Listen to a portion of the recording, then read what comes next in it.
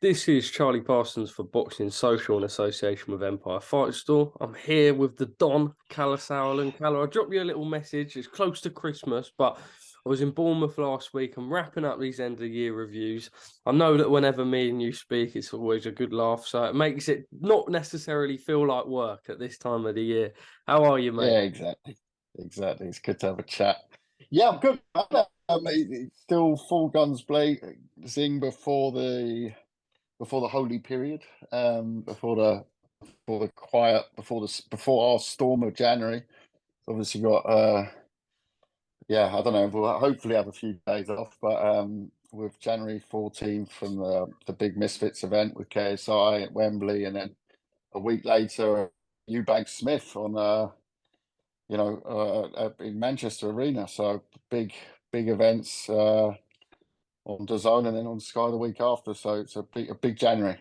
Just do a quick 5 minutes on that before we look back at 2022 as a whole. I just want to sort of first on the carnage that is Misfit. Looking forward to that one. Obviously, KSI has been putting out his videos. He's ready for this, and we know that just how big Misfits is. Let Yeah, alone when I KSI. saw I saw Conor McGregor yesterday. You see Conor McGregor Yeah, getting involved as well. yeah. Yeah, yeah. Maybe we Um, see Conor McGregor on a Misfits card soon. Maybe, and that would be a big pay-per-view. Let me ask you first. We've seen an interview from Dylan Danis and Ariel Helwani come out where he stated that he doesn't have a trainer and that he doesn't need a trainer and that he's doing it all himself. Bit surprised by the comments, to be honest. It's taken social Yeah, media by storm a do little we bit. Do you think do it's we mind believe that? games? Yeah, of course it is. I mean, it's I know other characters, who you know who make up different stories. He might have 10 trainers, he might have none. I've got no idea. Maybe self-trained. Maybe he believes he can do it that way. But I'm sure, you know, he he he did his showmanship with us last week at the press conference where he didn't turn up. Empty seat on a plane over from New York, last minute. You know, so clearly he's taking the preparation seriously, and I think it's he's got obviously got fighting pedigree coming out of Bellator, but let's see what he can do. I mean, I've seen KSI in sparring; he looks razor sharp. He's really improving the whole time. I mean, you've got to remember, that he's got so many other professions, so to speak, and trains in the same rhythm as a pro in a pro camp. Takes his trainings, Alexis and Marios, wherever he's going, they're with him, um, and he does his sessions day in day out. It's incredible. He's had his doubters, but I suppose, I mean, continuing on the Danis part, people are now doubting whether he's actually going to be there on fight week. I see Vidal put up something just saying off the back of that interview, is this guy going to turn up? I know you've got opponents on hold just in case, but Yeah, but obviously, when you mark it for the Danis fight, you are hoping that we don't have any sort of last minute shenanigans where he says he's out of the fight for whatever reason. it's anything can happen. We're ready for everything, but I mean, I fully expect him to turn up the way he's talking, the way he's playing the mind games. Why'd you play all the mind games, big yourself up, and then not turn up? I think it'd be the end of him in that space, because that space is all about, it's very much reputation and bragging rights in that space, and he's really put himself on a pedestal here, so he's under pressure on January 14th to not only deliver, not only turn up, but to deliver as well, I guess. All right, Kalle, and then just on to the following week, we go from Misfits and KSI to another troublemaker in the professional space, Eubank Jr. Almost sort of, I said to I him, wouldn't say he's a troublemaker. he's a bit of a likable, he's a bit of a likable villain, Kalle. I'm enjoying it all. I think he ruffles feathers the right way. Um, Yeah. how's things going with Junior and looking forward Well, I to mean, seeing a I, big fight on pay-per-view? yeah, he's had Roy over for a few weeks now. He's full in camp. He'll be, as he says, 47.8%, I'm sure. and that'll be Goes enough. down every time I hear it. Yeah, exactly. Every week it goes down a couple of percent. But it's a live fight. He knows that. We know that. Everyone knows that. And it's an amazing fight to start the big boxing calendar off in 2023. Huge event. It's been sold out Manchester Arena, Skybox office. It's and it really is box office in the sense of the word. Wait till you see the gloves are off in full. I mean, it's cracking. It's the best gloves are off I've ever seen, and they really you don't. It's not they're not throwing tables and chairs at each other. It's not that sort of animosity between them. But you can see that they're such different characters, and not in a month of Sundays will they get on ever. And that's, I guess, why the fans really called for the fight, and it's a fight that's been talked about for many years when they were at completely different weights as well, and they were doing totally different things. But it was always one that was mentioned, especially after Chris middleweight, obviously being a super middleweight before. And it gets you going just thinking about the styles. So from a boxing point of view, on a build up point of view, just the characters, you can't get more different between two of them. It really is. It's one end of the spectrum to another. Liam did an interview with my colleague Harry, where he sort of touched on the heated gloves are off, and we look back at the Conor Benn one, and Eubank is sort of ice cold, and like I say, almost a bit of a likable villain in where whether he's playing it or not, he comes across as sort of this arrogant, ice cold character, but doesn't really care. Something that a lot of people picked in the Conor Benn sort of gloves are off was the walk in the park on a nice summer's day. Can we expect more of these analogies from Junior? Yeah, there's a few of them in there, that's for sure. What I'd say is I didn't think it was so heated as such in terms of I've seen we know some of the famous gloves are off. I think Derek and Gideon was one that stands out. But Laxative analogies. to even going back, you roll back a few years, hey Klitschko. But I think that this one is much more banter, but like live banter. I mean, if they bumped each other, I don't know, down the pub in the train or go down the pub, I don't think it'd be like him Junior, but they would never get on. So it's more of like what really comes out is that banter between them, and you can relate it to the fight, but you can relate it to life. I mean, you just can't make it up how different they are and everything, and it's them looking at each other and pointing at those parts. But I don't want to give away too much. It really is fantastic. Listen, there's no new Only Fools and Horses out over Christmas time, so this replaces that. It's honestly, it's roll around stuff. It is brilliant. Well, we look forward to seeing that.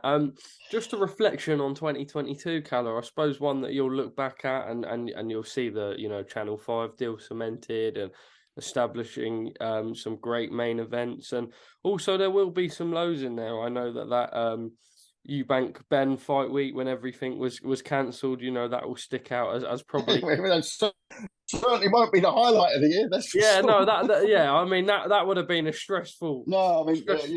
But how do you look back as a whole? I suppose on the highs and the lows. This is what boxing brings, doesn't it? Yeah, there's so many different levels to look at it from a let's say promoter company level. The fact to get that free to air deal and expand on that deal, and then also smash the absolute granny out of it with the viewing numbers was fantastic, and and you saw guys come back into the swing of things. New names. So obviously Josh Kelly stands out, being also the last event of the year. Almost 2 million viewers watching him. Absolutely cement his position as a top fighter in the UK, and someone who will go on to challenge for world honours very soon. But so yeah, from a sports point of view, as a promoter, you look to reach people, and I think we've done that massively in 2022. I think, you know, the likes of Harlem Eubank coming through. You know, he was a year and a half ago boxing on the undercard of Myris Breedis in Latvia on an undercard, and now, you know, was headlining Channel 5 Day, and also had almost 2 million viewers. So he's one you'll see a lot of in 2023. But you know, there's other storylines as well. You know, Chloe Watson, Princess of Liverpool, coming through nicely. Matty Harris, the heavyweight scene. You know, for us also internationally, Filip Hrgovic. But tough year for Myris Breedis, but you know, he'll be back. Still the number one cruiserweight in my opinion, and I think most people's opinion. So you know, you know, you've always looking in boxing. You got your highs and your lows. You know, for us on the side as well, the emergence of Misfits this year, massive new area, fun area. So from a private point of view, I just had a lot of fun around that. It's a great bunch of people to work in that space, and it's been amazing. Sort of breath of fresh air in a positive way. And then, yeah, of course, there's the lows of the year. You know, going to Australia with Myris losing the world title down there, and one of the toughest fights I've ever seen. The winner having his jaw broken in 3 places, and you know, incredible. But of course, was a low. October. It's not. You know, let's address the elephant in the room. You know, as a low of the year. You know, Eubank Ben.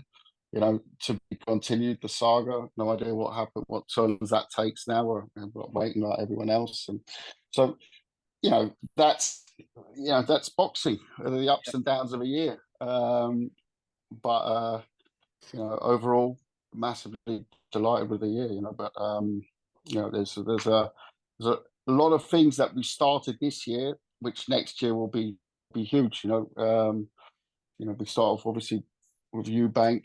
You know, have a massive 2023. That Liam Smith fight is the one we focus on now, and see, you know, that we get through that, which I'm very confident of. And then of course there's a huge year ahead for Junior. But also look at like the likes of Josh Kelly, who just put on a great performance. Harlem Eubank, like I said before, you know, see how those stories develop in 2023. I always look back at the year, not so much as, you know, I obviously reflect on it and see what we've done better, what we did well, and what we should capitalize on. But also, I always get a bit excited around this time of the year because I'm really looking forward to the storylines of 2023. And that's, as a promoter, and the sad thing is, the successes don't celebrate long enough. If you want to be in this game long, and I'm in my 3rd decade, although I don't look it. You can't dwell on things, but you can't also over celebrate. Never get your feet must never leave the floor. So when you have those successes, you enjoy them. You enjoy them normally for a couple of hours, and then you straight away thinking no, and then you're straight back on like, how can we go from there? And also in the event of a loss, you know, it's you know, I've gone back to hotel rooms after the fights in the early hours of the morning and sat there alone, working out a plan when a fight is lost, you know, unexpectedly. And coming up with, and sometimes that's my best time of thinking of how to you know, learn from a situation, and I do believe in quick action then in those cases. And so you don't really look so much past. I'll look back at the year a bit, but I look forward to 2023, and it's going to be absolutely huge, and lots of those. You know, compared to a football match, we put lots of nice balls into the box, and I think quite a few go in the top corner. Kalle, look, I know you've got to head off. You've got your commitments at Winter Wonderland, and I thank you for giving me the time. I do. I've got the family screaming at me. Winter Wonderland. I'll just leave it with one more for the viewers who maybe don't get the access that you know, people that have experience in channels like we do. On a more behind the scenes point, if I ask you to sort of to pick out a high and a low of the year, I know it will be hard to just pick one of either, but also speak about what you're going through and the sort of process, I suppose, maybe looking back at the whole Conor Ben falling through thing, and then maybe on a high, you know, Yeah, whatever you choose. What's it like dealing and living in the moment in those times, you know, when you're the only active person, along with maybe, you know, a few others that actually really know the full ins and outs of what's going on?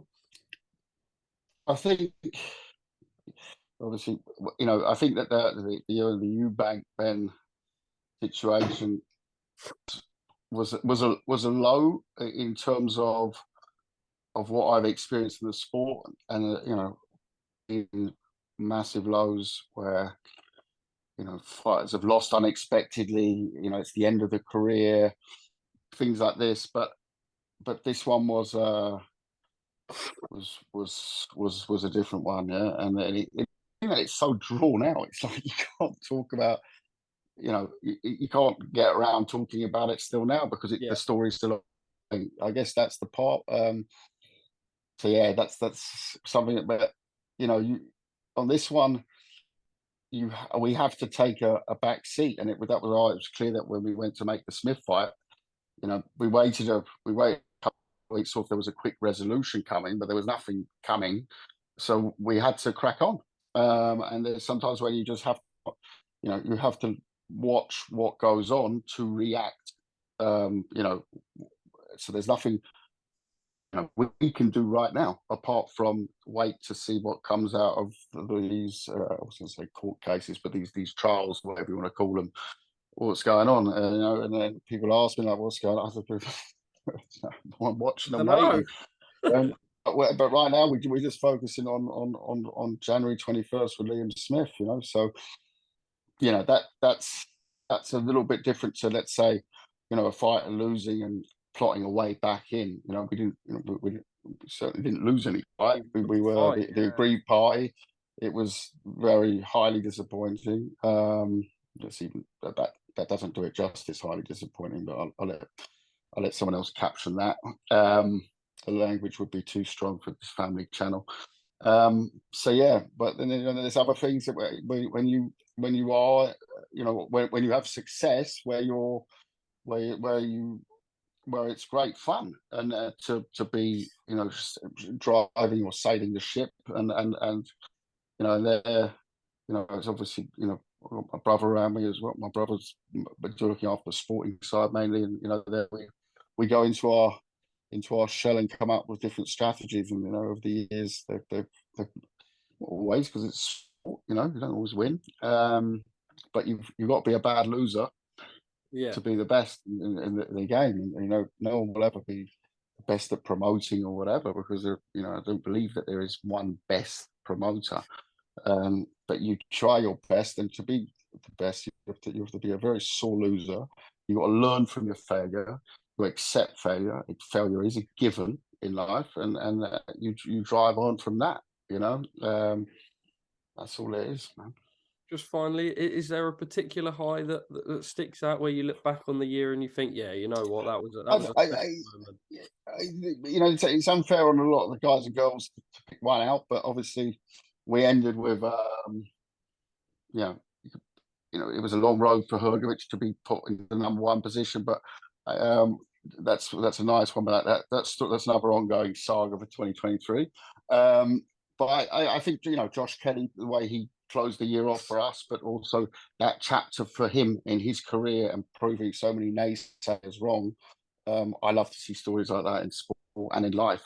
You know, not just in boxing, in life, when people, you know, especially with young people, you know, not believing in them and writing them off after they've been written up. I like those sort of stories where you don't talk too much. You just let in our case, let the fist do the talking.